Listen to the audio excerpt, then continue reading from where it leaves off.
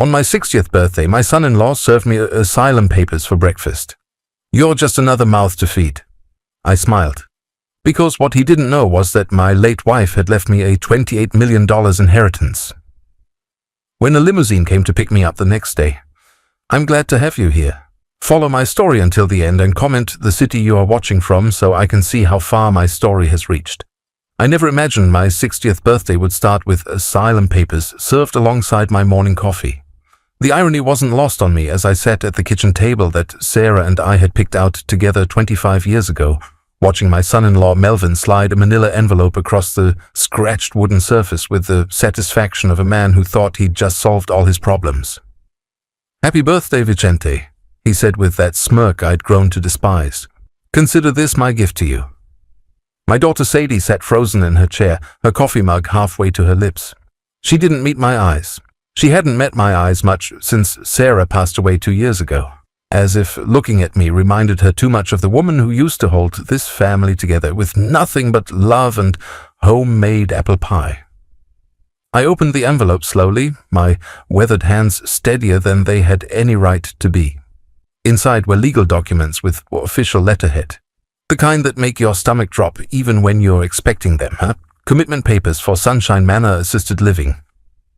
The words blurred together as I read them, but the message was crystal clear. They wanted me gone. "You can't be serious," I said, my voice barely above a whisper. Melvin leaned back in his chair, his arms crossed over his chest like he was the king of this castle. "Dead serious, old man. You're just another mouth to feed in this house, and frankly, we can't afford it anymore." The sting of those words hit me harder than I expected. Another mouth to feed. As if the 30 years I'd spent working double shifts at the factory meant nothing. As if the savings I'd contributed to this household after Sarah's funeral were invisible. As if I was nothing more than a burden they'd been carrying out of obligation. "Dad worked his whole life," Sadie finally spoke, but her voice was weak, uncertain. "He deserves better than this." Melvin shot her a look that could freeze water. "Your father had his time. Now it's our time? We've got plans, Sadie, dreams, and we can't achieve them with him dragging us down."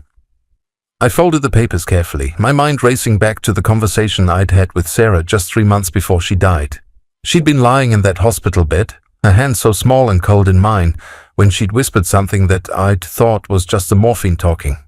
"Vicente, my love," she'd said, her eyes unusually bright despite her condition. "Promise me something. When I'm gone, don't let anyone make you feel like you're worthless. You're going to be surprised by how much I've been able to take care of you."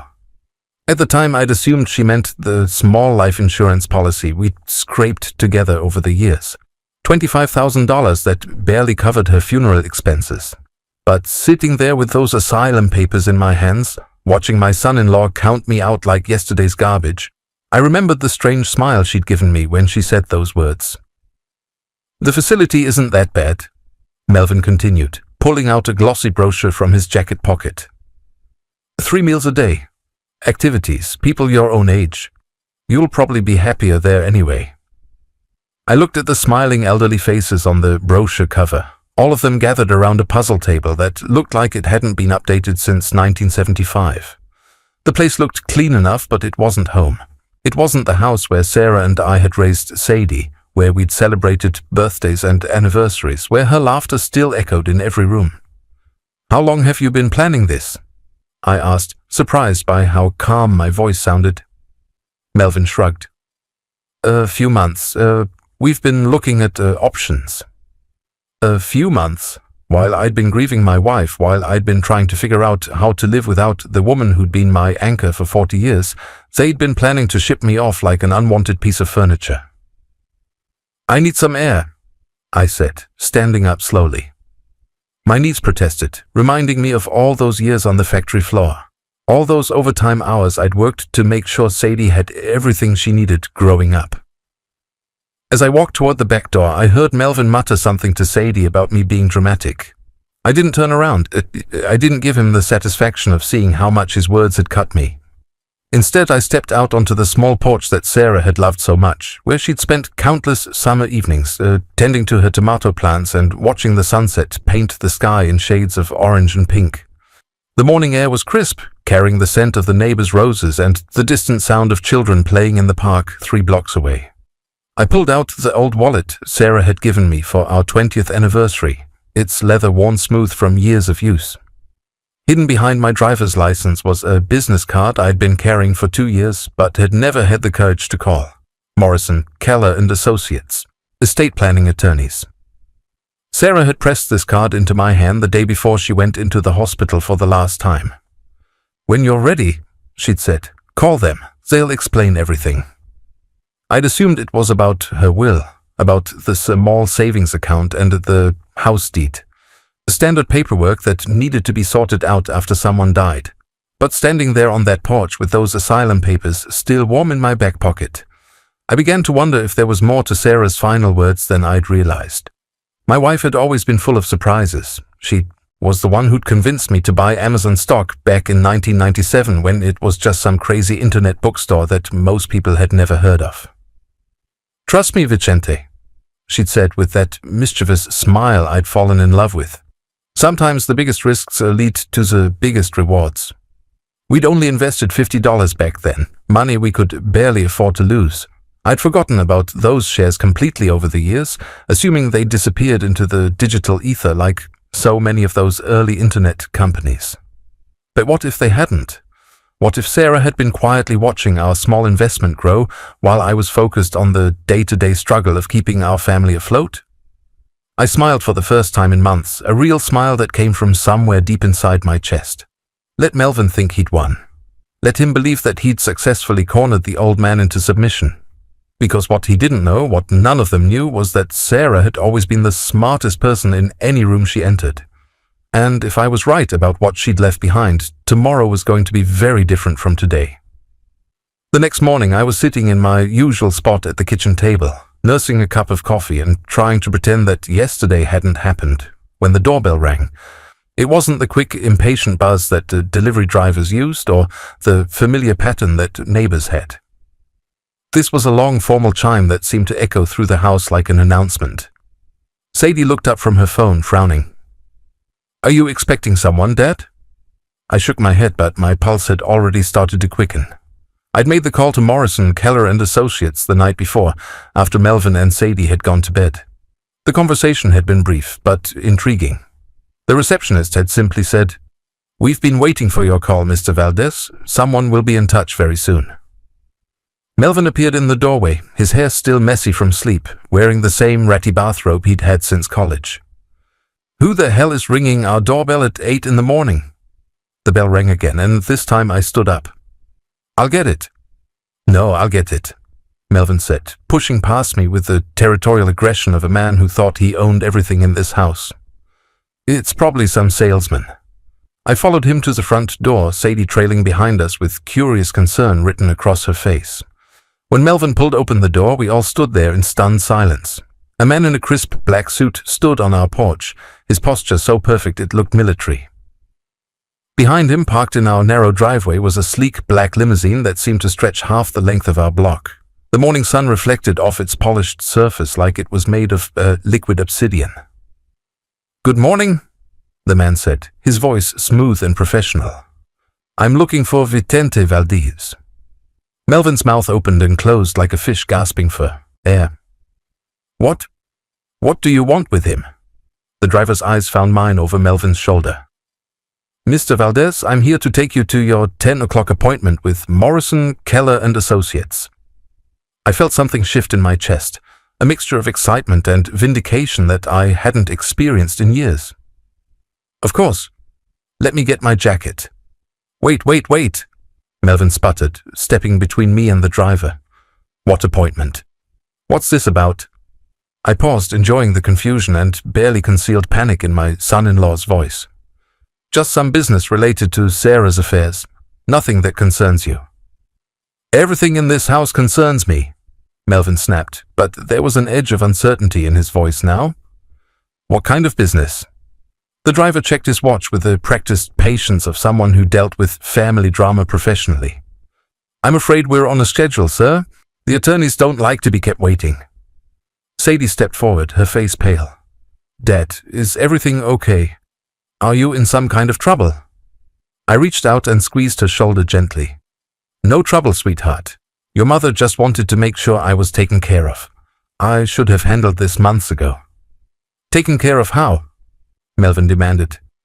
Vicente, if there are debts we don't know about, if Sarah left behind some kind of financial mess. I almost laughed at the panic creeping into his voice. Don't worry, Melvin. Whatever Sarah left behind won't be your responsibility. I retrieved my jacket from the hall closet, the same navy blue blazer I'd worn to Sarah's funeral. As I slipped it on, I caught a glimpse of myself in the hallway mirror. For the first time in months, I looked like a man with somewhere important to be. The limousine's interior was unlike anything I'd ever experienced. The seats were made of butter-soft leather, and there was a small refrigerator stocked with bottled water and what looked like very expensive snacks. Classical music played softly through hidden speakers, and the windows were tinted so dark that the outside world seemed muted and distant. As we pulled away from the house, I turned to look back through the rear window. Melvin and Sadie were still standing in the doorway, their faces a study in confusion and growing concern. Melvin had his phone pressed to his ear already, probably calling someone to find out what this could possibly mean. First time in a limousine? The driver asked, glancing at me in the rearview mirror. Yes, I admitted.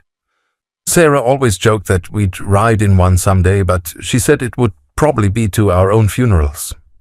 The driver smiled. Mrs. Valdez had quite a sense of humor from what I understand. She made very specific arrangements for today. My breath caught. You knew Sarah? Not personally, but the law firm has been handling her affairs for several years. She was very thorough in her planning, very concerned about making sure you were protected. Protected. The word echoed in my mind as we drove through the city toward downtown. Protected from what? From whom? Had Sarah somehow seen this day coming, even before she got sick?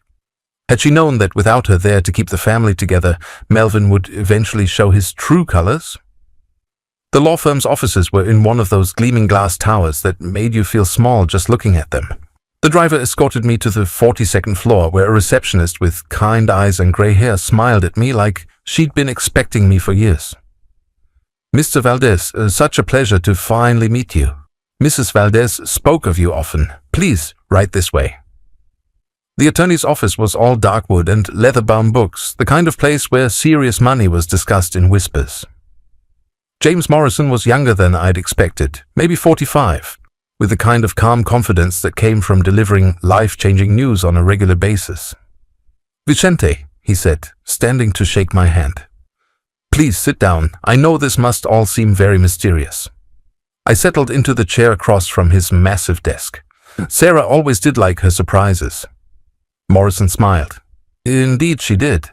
What I'm about to tell you might come as quite a shock, but I want you to know that everything was done legally and with your best interests in mind. He opened a thick folder and pulled out several documents. In 1997, you and Sarah purchased 50 shares of Amazon stock for approximately $50. I nodded. I'd forgotten about that. I assumed it was worthless by now. Far from it. Morrison's smile widened. Those 50 shares have split multiple times over the years. Through stock splits and dividend reinvestment programs that Sarah quietly maintained, you currently own the equivalent of 14,400 shares of Amazon stock. My mouth went dry. What does that mean? Morrison pulled out a current stock quote and slid it across the desk. At yesterday's closing price, your Amazon holdings are worth approximately $28 million. The words hit me like a physical blow. I gripped the arms of my chair, certain I'd misheard him. 28 million? That's impossible. It's very possible, and it's very real. Sarah managed the account herself, reinvesting dividends, taking advantage of every split. She never sold a single share. She told me she was saving it all for the day you might need it most. I stared at the paperwork in front of me, the numbers swimming before my eyes.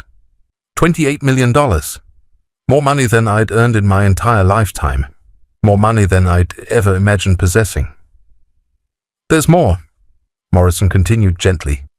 Sarah set up a trust fund with very specific instructions about when and how you could access these funds. She was particularly concerned about protecting you from anyone who might try to take advantage of your newfound wealth. I looked up at him, Sarah's words from her deathbed suddenly making perfect sense. She'd known this day was coming. She'd known that without her there to shield me, someone would eventually try to push me aside, to make me feel worthless and disposable. But she'd also known something else. She'd known that when that day came, I'd have the power to push back. "What happens now?" I asked, my voice hoarse with emotion. Morrison leaned forward. "Now, Vicente, you decide what kind of man you want to be. You have options that most people can only dream of. The question is, how do you want to use them?" As I sat there in that powerful office high above the city where I'd spent my entire life feeling small and insignificant, I thought about Melvin's smug face as he'd served me those asylum papers. I thought about Sadie's inability to stand up for her own father. I thought about Sarah's gentle wisdom and her unwavering belief that love and patience always won in the end.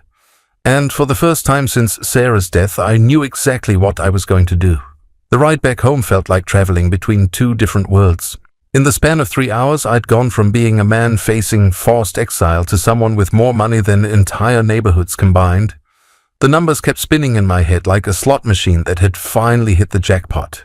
$28 million. The phrase felt foreign in my mouth, like speaking a language I'd never learned. As the limousine pulled into our driveway, I could see the curtains twitching in the front window. Melvin had probably been pacing the living room all morning, working himself into a frenzy, trying to figure out what was happening. The thought of his anxiety brought me a satisfaction I hadn't felt in years. The driver came around to open my door. "Will there be anything else today, Mr. Valdez?" "Not today," I said, then hesitated. "Actually, yes. Can you come back tomorrow morning at 10? He smiled knowingly. "Of course, sir. Same time?" "Perfect." I walked slowly up the front steps, savoring each moment. The house looked different now, smaller somehow. What had once felt like home now seemed like just another building, temporary and replaceable. When I opened the front door, Melvin practically launched himself at me from the couch. "Where the hell have you been?" he demanded, his face flushed red with anger and what looked like genuine fear. What was all that about? Who were those people? Sadie appeared behind him, wringing her hands nervously. "Dad, we've been worried sick. Melvin called his lawyer friend and he said that kind of formal legal transport usually means serious trouble." I hung my jacket carefully in the hall closet, taking my time. "No trouble at all. Just some paperwork Sarah wanted me to take care of." "What kind of paperwork?" Melvin stepped closer, invading my personal space the way bullies do when they're trying to intimidate someone. "Vicente, I'm not playing games here. If there are debts, if there are legal issues that could affect this house, I have a right to know."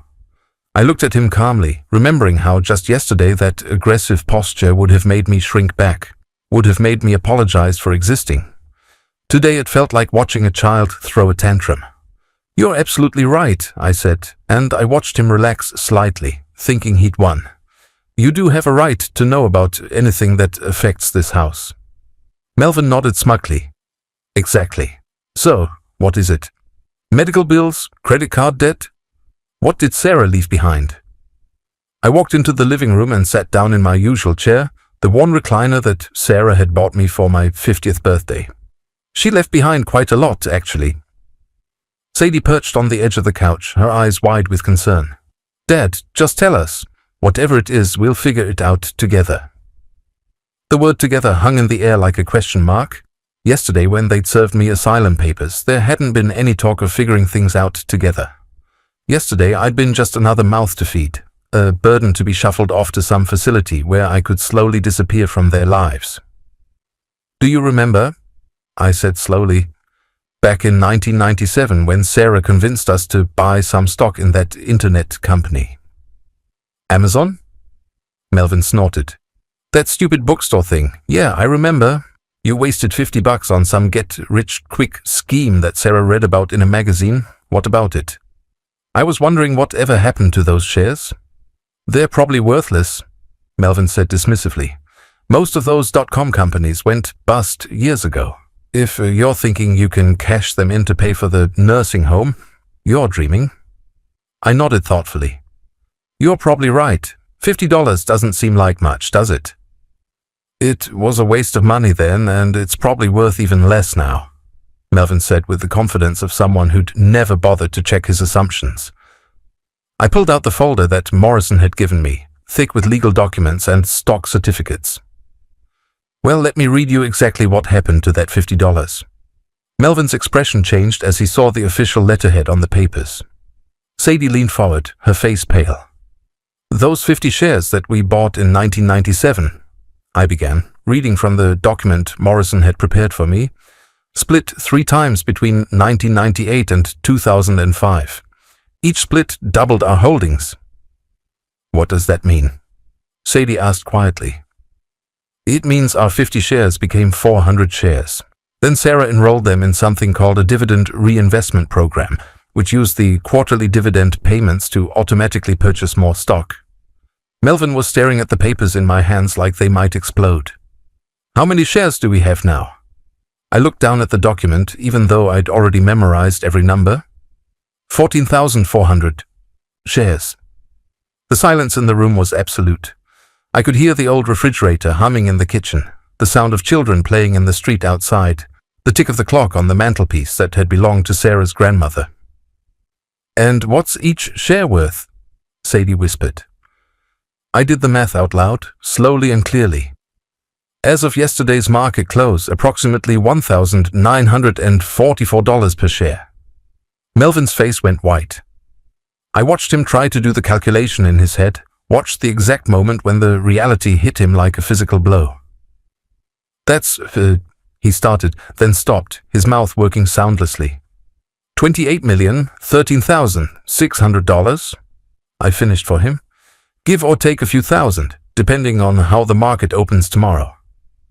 Sadie made a small choking sound. Melvin sat down heavily on the couch, all the color drained from his face.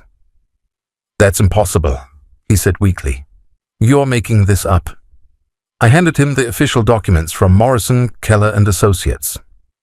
Sarah managed the account herself for over 20 years. She never sold a single share. She just kept reinvesting, letting it grow, waiting for the right moment. The right moment for what? Sadie asked, her voice barely audible. I looked at my daughter, this woman who'd stood by silently while her husband served me asylum papers on my 60th birthday.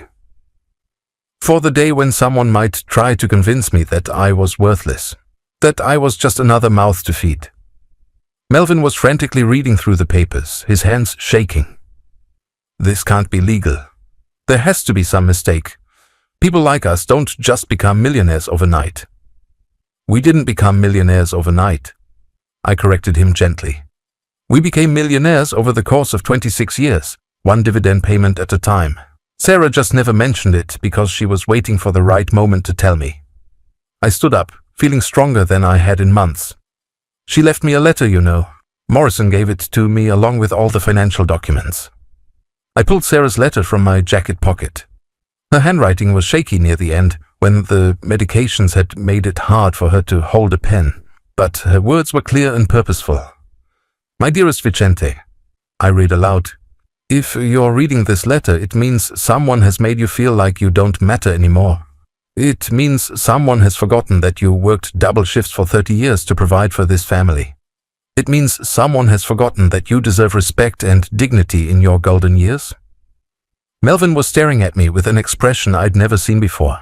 Fire mixed with something that might have been respect. I saved this money not because I didn't trust you to take care of yourself, I continued reading, but because I wanted to make sure that no one could ever make you feel powerless again. Use it wisely, my love. Use it to build the life you've always deserved. I folded the letter carefully and put it back in my pocket. When I looked up, Sadie was crying silently, tears streaming down her face. Dad, she whispered, I'm so sorry. I should have stood up to him yesterday. I should have protected you. Melvin was still reading through the legal documents, his face growing paler with each page. These papers, they make you the sole owner of all these assets. That's correct. And the trust that's mentioned here, it gives you complete control over how the money is used. Also correct. He looked up at me, and for the first time since I'd known him, there was no arrogance in his expression, no smugness, and no condescension, just fear. What are you going to do? He asked. I walked to the window and looked out at the street where Sarah and I had walked hand in hand for 25 years, where we'd watched Sadie learn to ride a bicycle, where we'd dreamed about growing old together in the house we'd saved every penny to buy. I'm going to do exactly what Sarah would have wanted me to do, I said without turning around. I'm going to take care of my family. But as I spoke those words, I was thinking about something else Morrison had mentioned during our meeting. Something about tax implications and investment strategies. Something about how $28 million, properly managed, could become $35 or $40 million within a few years. And something about how property ownership worked in this state, especially when it came to houses that were purchased with money from joint bank accounts. Tomorrow, I decided, was going to be very interesting indeed. The atmosphere in the house changed overnight, like the air pressure before a storm. I could feel it the moment I walked downstairs for breakfast the next morning. Melvin was already at the kitchen table, fully dressed despite the early hour, nursing what looked like his third cup of coffee. His eyes were bloodshot, and there were papers scattered in front of him like he'd been researching all night. "Morning," I said pleasantly, reaching for the coffee pot. "We need to talk," Melvin said without looking up from his papers. His voice was different now, lacking the casual dominance he'd wielded just 2 days ago. "Of course." I poured my coffee slowly, adding cream and sugar the way Sarah had taught me she liked it. Old habits. "What's on your mind?" "I've been doing some research." He gestured to the papers spread across the table. "About your situation. About the money." I sat down across from him, noting how he couldn't quite bring himself to meet my eyes. "And what did you discover?" $28 million is a lot of responsibility," he said carefully. "There are tax implications, investment decisions, estate planning considerations. You're going to need professional help managing something this complex." I took a sip of my coffee, savoring both the warmth and the irony. 2 days ago, this man had considered me too incompetent to live independently. Now he was concerned about my ability to handle complex financial decisions. "You're absolutely right," I agreed. "It's a good thing Sarah already thought of that." Melvin looked up sharply.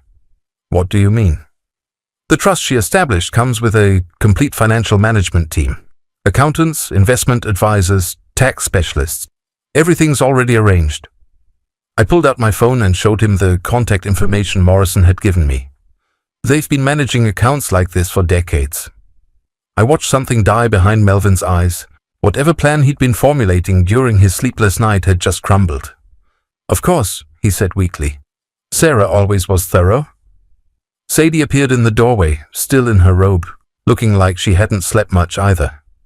"Morning, Dad. How are you feeling?" "Like a new man," I said honestly. In fact, I was thinking of making some changes around here.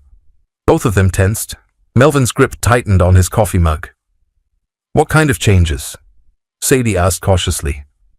I stood up and walked to the kitchen window, looking out at the small backyard where Sarah had spent so many hours gardening. "Well, for starters, I think this house could use some improvements. New kitchen appliances, maybe a deck out back. Sarah always wanted a deck." "That sounds nice, Dad," Sadie said, relief evident in her voice. "I was also thinking about getting some help around the house. A cleaning service maybe, lawn care. I'm not getting any younger, and there's no reason to struggle with things I can afford to have done professionally." Melvin was watching me carefully now, like a chess player trying to anticipate his opponent's next move. "That's practical. I'm also thinking about traveling." I turned back to them, smiling. "Sarah and I always talked about seeing Europe. Maybe taking a cruise. Now I have the time and the means to do all the things we put off for 40 years. "You should definitely do that," Sadie said, and I could hear the genuine warmth in her voice. "Mom would have loved that." "There's just one small issue," I continued, my tone remaining casual and friendly. "What's that?" Melvin asked, though something in his posture suggested he already knew he wasn't going to like the answer. "Well, if I'm going to be traveling, if I'm going to be investing in home improvements and hiring services, I'll need to make sure I have proper legal ownership of the property. For insurance purposes, you understand." The silence stretched between us like a tightrope. Melvin's face had gone pale again. "What do you mean?" Sadie asked, though she was looking back and forth between us like she was starting to understand that something significant was happening. I pulled out another document from the folder Morrison had given me. It turns out that when Sarah and I bought this house 25 years ago, we used money from our joint savings account, the same account where the original Amazon investment was made. Melvin was staring at the paper in my hand like it was a poisonous snake. According to the law, I continued, and according to the property records that Morrison's office researched for me, I actually own 68% of this house. 68%? Sadie whispered. The down payment came from our joint account, but Sarah and I had been contributing different amounts to that account over the years. She worked part-time while raising you, and I was working overtime almost constantly. The mathematical breakdown of contributions gives me a controlling interest in the property. I sat back down, keeping my voice gentle and reasonable. Of course, I would never want to disrupt anyone's living situation. This is Sadie's childhood home, and I want her to be comfortable here. But, Melvin said, his voice tight, but I think we need to establish some new ground rules for how this household operates. The front door slammed and we all jumped. A moment later, the sound of work boots echoed through the house, followed by voices I didn't recognize. Sadie looked confused, but I smiled. That would be the contractors, I said. I took the liberty of scheduling some consultations about those home improvements I mentioned. Melvin shot to his feet. You did what? I hired Morrison's office to recommend some reputable construction companies. They're here to give estimates on kitchen renovation, bathroom updates, maybe adding that deck Sarah always wanted. A man in work clothes appeared in the kitchen doorway. Mr. Valdez, I'm Tony from Premier Home Solutions. Are you ready to walk through the space? I stood up, straightening my shoulders. Absolutely. Let's start with the kitchen. As Tony began measuring and taking notes, I noticed how differently he treated me compared to how people usually addressed older men in modest homes. He called me sir, without irony. He listened carefully to my suggestions. He treated me like someone whose opinion mattered, someone who had the authority to make decisions. Because I did. The timeline for this type of renovation would be about 6 to 8 weeks. Tony explained, showing me material samples on his tablet. We'd need to set up a temporary kitchen in the garage during construction. That's fine, I said. Whatever it takes to do the job right. Melvin hovered at the edges of our conversation, his face cycling through emotions like a broken traffic light. Anger, confusion, fear, something that might have been grudging respect. Dad, Sadie said quietly when Tony stepped outside to examine the exterior walls, this is all happening very fast. 40 years of putting things off, I replied. I'm done waiting for someday. But the cost?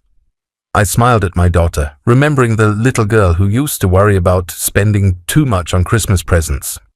Sweetheart, $28 million generates about $80,000 per month in conservative investment returns. I can afford to make our home comfortable. The number hit her like a physical blow. $80,000 per month, more than most people made in a year. Jesus Christ, Melvin muttered, slumping against the counter. There's something else, I said, pulling out my phone. I've arranged for a financial advisor to come by this afternoon. I want to discuss setting up educational funds, maybe some investment accounts for the family. Sadie's eyes filled with tears. Dad, you don't have to. Yes, I do. I took her hands in mine, noting how small and soft they still were, just like when she was little.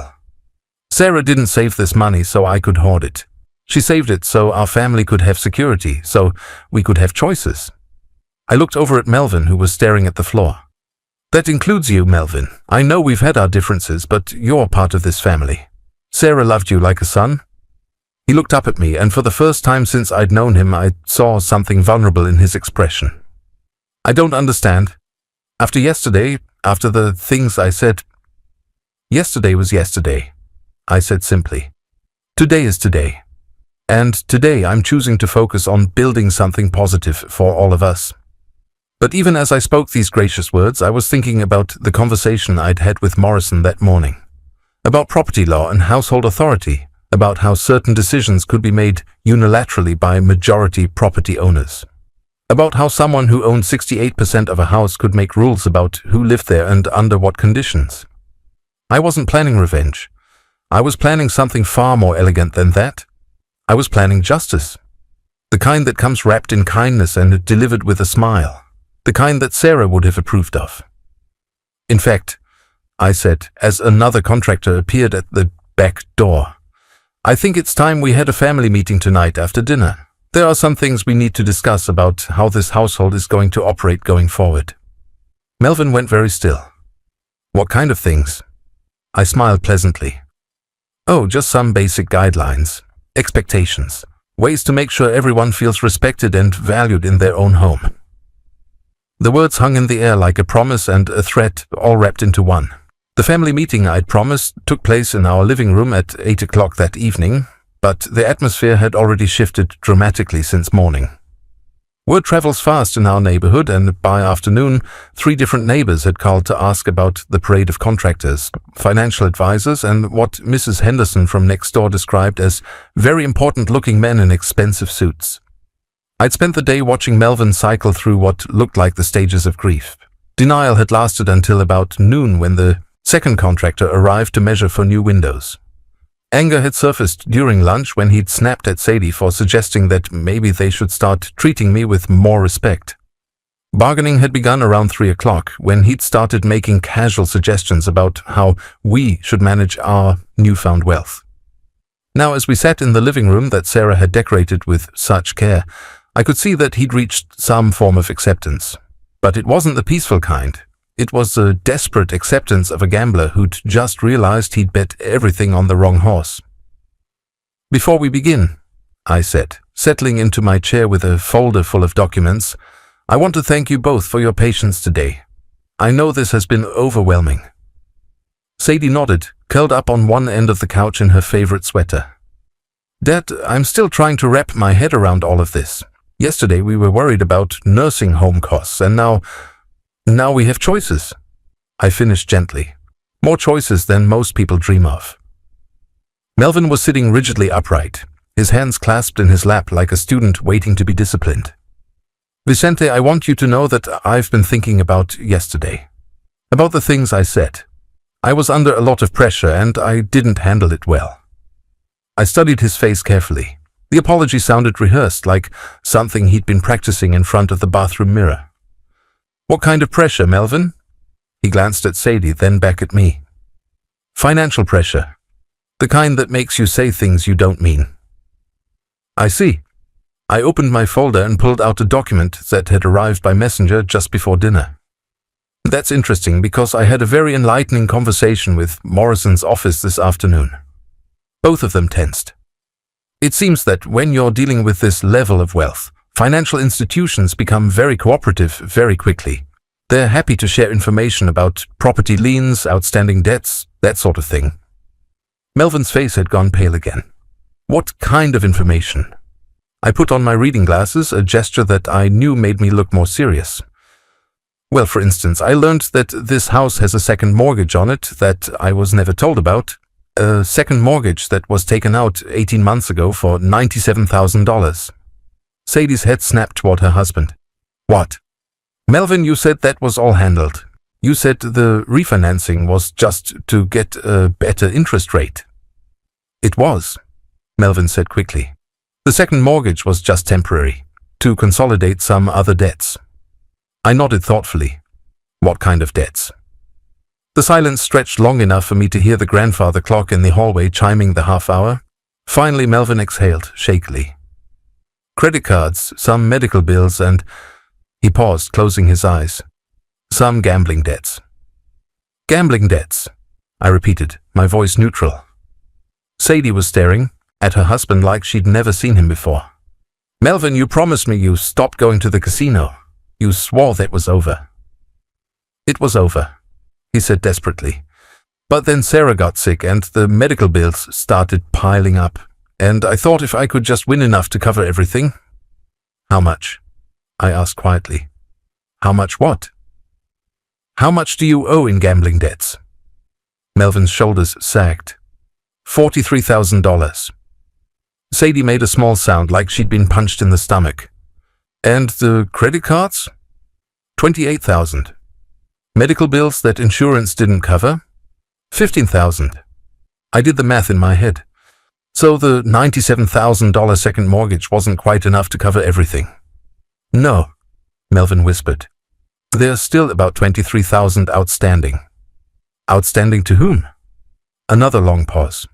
Some private lenders.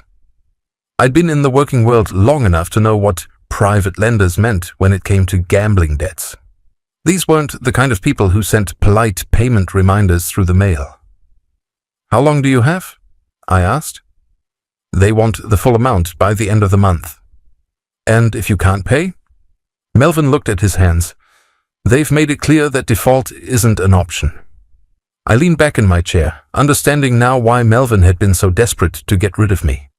He'd been planning to sell the house to cover his debts, but he couldn't do that with me living here as a partial owner. The asylum papers hadn't been about me being a burden. They'd been about clearing the way for him to liquidate the only asset he thought the family had. Sadie, I said gently, did you know about any of this? My daughter was crying now, tears streaming down her face. No, he told me everything was fine. He said the refinancing was just paperwork, that it would save us money in the long run. I reached into my folder and pulled out another document. Well, I have some good news and some bad news. Melvin looked up hopefully. Good news? The good news is that I can solve this problem very easily. $23,000 is pocket change when you're working with 28 million. Relief flooded Melvin's face. Vicente, I don't know what to say. I'll pay you back, I swear, with interest, whatever you want. The bad news, I continued, ignoring his gratitude, is that solving this problem requires some significant changes in how this household operates. What kind of changes? Sadie asked, wiping her eyes. I pulled out the final document from my folder. Morrison's office drew up what they call a family financial security agreement. It's designed to protect everyone's interest while ensuring that past mistakes don't get repeated. Melvin was reading over my shoulder, his face growing more confused with each paragraph. I don't understand most of this legal language. It's quite simple, actually. I pointed to the key sections. I pay off all your outstanding debts immediately. The $23,000 to the private lenders plus the second mortgage on the house. That's incredibly generous, Sadie said. Dad, we can't ask you to... You're not asking. I'm offering. But there are conditions. Melvin straightened up. What conditions? First, you enter a residential gambling addiction program. 3 months minimum. Non-negotiable. 3 months? Melvin protested. I can't be away from work for 3 months. You won't have to worry about work, I said calmly, because the second condition is that when you complete the program, you will have a new job. What do you mean? I smiled. I'm buying the auto repair shop where you work. The owner is looking to retire and Morrison's office has already made him an offer he can't refuse. Melvin's mouth fell open. You're buying Hendrick's garage? I'm buying it, renovating it, and turning it into the kind of full-service automotive center this town has never seen. Electric vehicle charging stations, state-of-the-art diagnostic equipment, a customer lounge that doesn't smell like motor oil and despair. I stood up and walked to the window, looking out at the street where I'd lived my entire adult life. You're a good mechanic, Melvin. You always have been. But you're a terrible businessman and an even worse gambler. So I'm going to give you a chance to be what you're actually good at, without the temptation of thinking you can get rich quick. And if I refuse? I turned back to him. Then you can explain to those private lenders that you've chosen to default on your debt rather than accept help from your family. The threat hung in the air like smoke. Melvin looked at Sadie, then back at me. What about Sadie? He asked.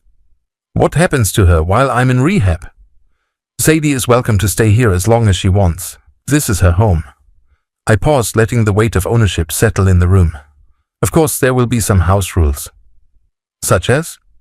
I sat back down, pulling out a handwritten list that I'd been working on all afternoon.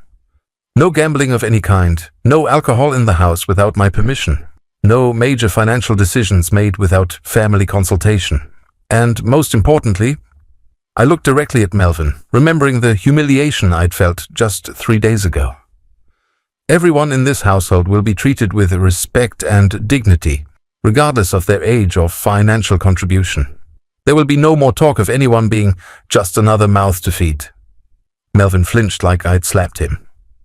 These rules apply to everyone, I continued, including me. This is about creating a home where people feel valued, not a place where power gets abused. Sadie was nodding through her tears. Dad, that sounds perfect. Melvin was staring at the contract like it was written in a foreign language. And if I agree to all this? If I do the program, work at the garage, follow the house rules? Then in 5 years, when you have proven that you can manage your impulses and treat this family with the respect it deserves, I'll transfer 25% ownership of the garage to you.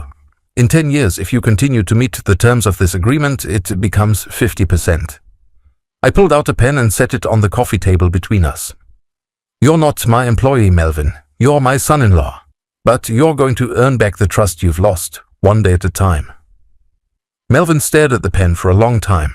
Finally, he looked up at me with something I'd never seen in his eyes before.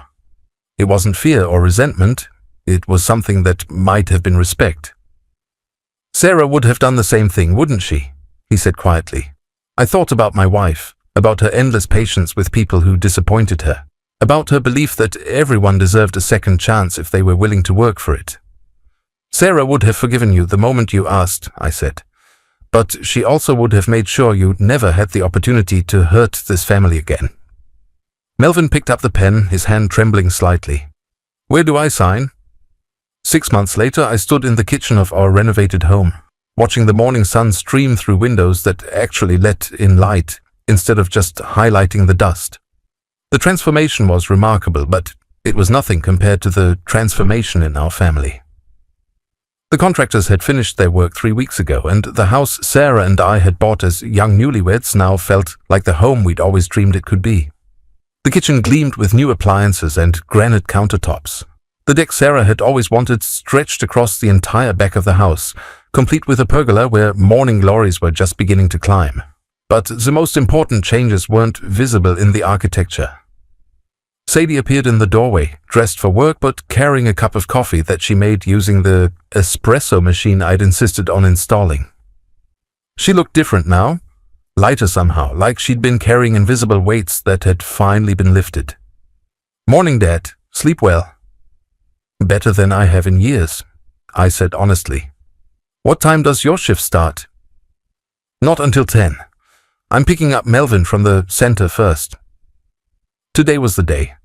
After 93 days in residential treatment, Melvin was coming home. The man who would walk through our front door this afternoon would be different from the one who'd left, just as we were all different from who we'd been 6 months ago. Are you nervous? I asked. Sadie considered the question while sipping her coffee. No, not nervous. Hopeful, I think. Dr. Martinez says he's made real progress.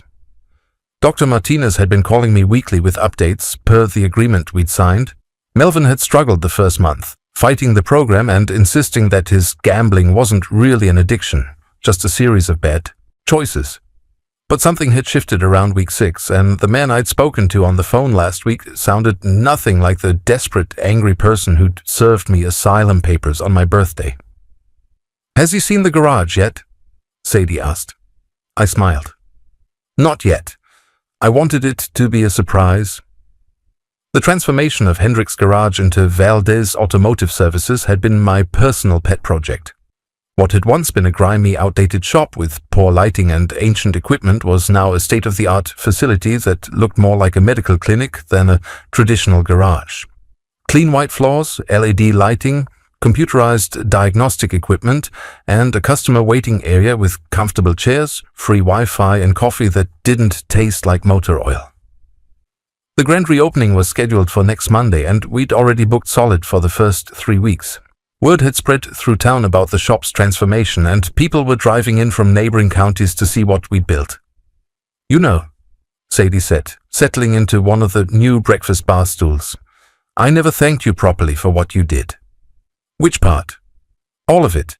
Saving us from those creditors, giving Melvin a second chance, not making me choose between my husband and my father. She paused, her eyes getting misty, but mostly for showing me what real strength looks like. I felt my throat tighten with emotion. What do you mean? You could have destroyed him, Dad. After everything he said to you, everything he put us through, you could have just paid off his debts and then kicked us out. You had every right to make him suffer.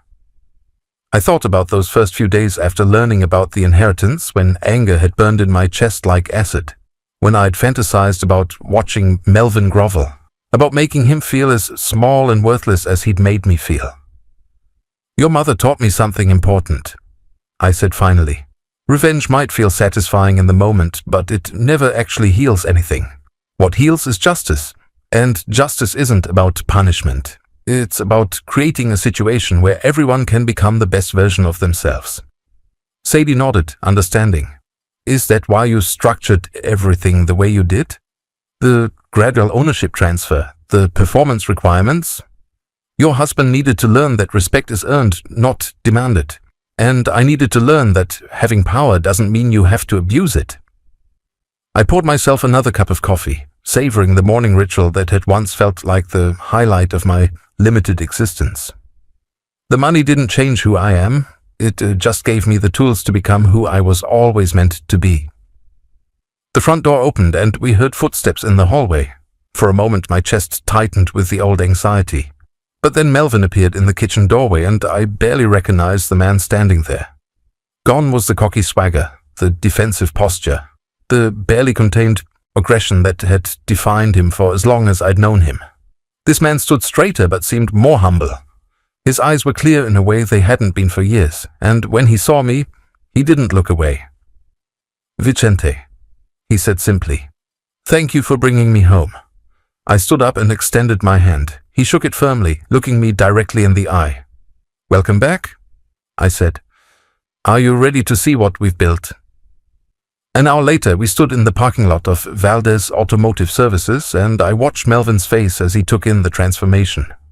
The building gleamed with fresh paint and new signage. Through the large windows, you could see the spotless work bays and the sophisticated equipment that would allow him to work on everything from classic cars to the newest electric vehicles. This is incredible, he breathed. Vicente, this must have cost... It cost what it needed to cost, I interrupted gently. The question is, are you ready to help me run it?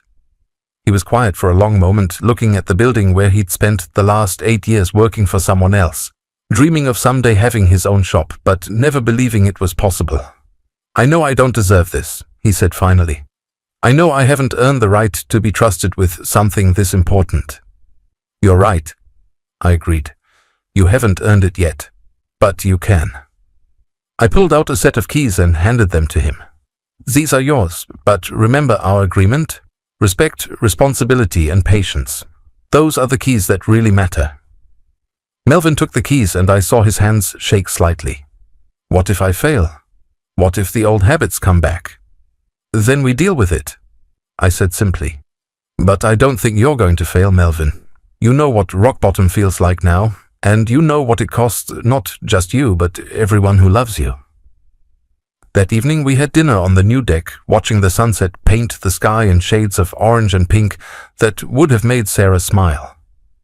The table was set with the good china we'd been saving for special occasions, because I'd finally learned that every ordinary evening with people you love is a special occasion.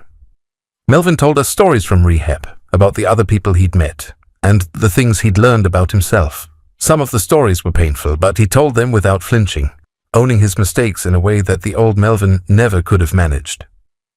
Sadie talked about the nursing program she'd enrolled in, something she'd always wanted to do but had put off because of financial uncertainty. With the educational fund I'd established, she could pursue her dreams without worrying about the cost. And I talked about the travel plans I'd been making. Europe in the spring, just as Sarah and I had always dreamed. A cruise through the Mediterranean, with stops in all the places she'd circled in the travel magazines she'd collected for 20 years. I want you both to think about coming with me, I said as we finished dessert. Not for the whole trip, but maybe for a week in Italy. I think Sarah would have liked knowing we experienced some of those adventures together. Sadie's eyes lit up. Really? You'd want us there? Family adventures are better when they're shared with family, I said. As we cleaned up the dinner dishes together, I caught a glimpse of our reflection in the kitchen window. Three people working in comfortable harmony, no longer walking on eggshells around each other, no longer keeping score of grievances and disappointments.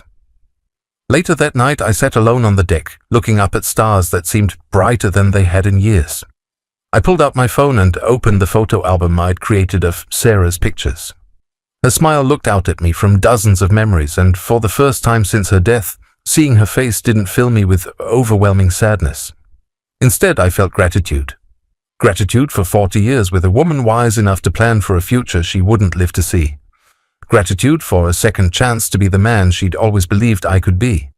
Gratitude for the opportunity to turn what could have been a story of betrayal and bitterness into something that honored her memory. "We did it, sweetheart," I whispered to the night air. "We turned your gift into something beautiful." A gentle breeze rustled the morning glory vines, and somewhere in the distance I could hear the sound of laughter from a neighbor's backyard. The world was full of life and possibility, and for the first time in longer than I could remember, so was I. Tomorrow would bring new challenges, new opportunities to choose grace over grudges, patience over punishment.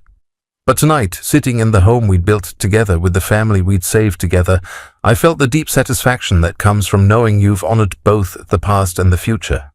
Sarah's legacy wasn't the $28 million. It was the wisdom to use that money to build something that would last long after the numbers in the bank account were forgotten. It was a family that had learned to value respect over power, connection over control, and love over everything else that the world said mattered. It was the kind of inheritance that could never be spent, only shared.